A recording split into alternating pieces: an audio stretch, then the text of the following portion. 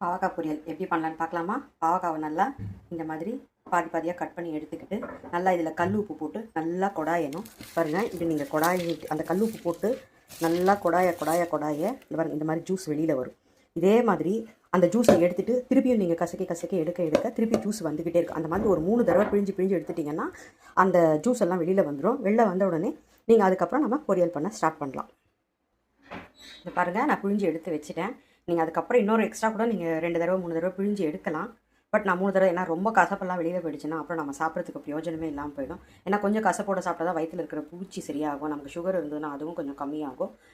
பொரியல் பண்ண தேவையான அளவு எண்ணெய் ஊற்றிக்கலாம். எப்போவுமே வறுவல் பொரியல் பொரியலுக்கு கூட நம்ம கொஞ்சம் கம்மியாக எண்ணெய் ஊற்றிக்கலாம். பட் வறுவல்னு ஒரு விஷயம் பண்ணும்போது நம்ம கொஞ்சம் எண்ணெய் கொஞ்சம் எக்ஸ்ட்ரா ஊற்றி தான் ஆகணும். அப்படி நீங்கள் எக்ஸ்ட்ரா உங்களுக்கு கம்மியாக வேணும்னா ஸ்லோலியே கொஞ்சம் நேரம் நம்ம செய்ய வேண்டியதாக வரும். 1 ஸ்பூன் சோம்பு, அது நல்லா பொரியட்டும். சோம்பு பொரிஞ்சிடுச்சு. இப்போ கடலைப்பருப்பு போட்டுக்கலாம். எனக்கு கடலைப்பருப்பு சாப்பிட ரொம்ப பிடிக்கும், அதனால் நான் கொஞ்சம் நிறைய போட்டுக்கிறேன். உங்களுக்கு வேணுன்ற அளவுக்கு நீங்கள் போட்டுக்கோங்க. அது நல்லா ஸ்லோலியே வச்சு கொஞ்சம் கடலைப்பருப்பை வறுத்துக்கோங்க. பாவக்காய் கடலைப்பருப்பு பொரியல் ரொம்பவே நல்லாயிருக்கும் சாப்பிட்றதுக்கு. கூட கடலைப்பருப்பு போட்டோம்னா அது கூட சுவையை இன்னும் கொஞ்சம் அதிகரித்து கொடுக்கும். கடலைப்பருப்பு பாருங்கள் நல்லா செவந்துடுச்சு. இது மாதிரி செவந்த உடனே நம்ம வெங்காயம் தக்காளி சேர்த்துக்கலாம்.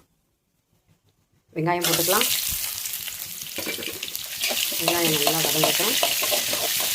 வெங்காயம் வதங்கினோடனே நம்ம தக்காளி சேர்த்துக்கலாம். வெங்காயம் வதங்கின உடனே தக்காளி, என்கிட்ட இஞ்சி பூண்டு பேஸ்ட் இல்லை, அதனால் நான் பூண்டு தட்டி போட்டுக்கிறேன். பூண்டு தோலோடு தான் தட்டி போடுறேன். அப்படி போட்டோம்னா எந்த பொரியலுக்குமே ரொம்ப வாசமாக இருக்கும். பூண்டு தோலோடு தட்டி போட்டு பாருங்கள். அதுவும் நீங்கள் பொரியலுக்கெல்லாம் இறக்கும்போது தட்டி போட்டு பாருங்கள், ரொம்ப சூப்பராக இருக்கும் பூண்டினுடைய வாசம். இப்போ இதை நல்லா வதக்கிட்டு, தக்காளி வெங்காயம் வதக்கிடுச்சு. இப்போ நான் பாவக்காய் போட்டுக்கிறேன். பாவக்காவையும் நல்லா வதக்கிக்கலாம். ஒரு 3 நிமிஷம் பாவக்காவை நல்லா வதக்கிக்கோங்க. இப்போ நான் மஞ்சள் பொடி ஒரு 1/4 ஸ்பூன் சேர்த்துக்கிறேன்.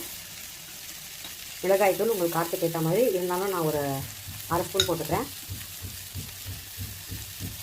கொஞ்சமாக உப்பு போட்டுக்கிறேன், ஏன்னா நம்ம உப்பு போட்டு கொஞ்சம் பிழிஞ்சு வச்சுருக்கோம் இல்லையா, அதனால் உப்பு கொஞ்சமாக போட்டுக்கோங்க. அதுக்கப்புறமா டேஸ்ட் பார்த்துட்டு உப்பு பத்தலைன்னா நீங்கள் சேர்த்து போட்டுக்கோங்க.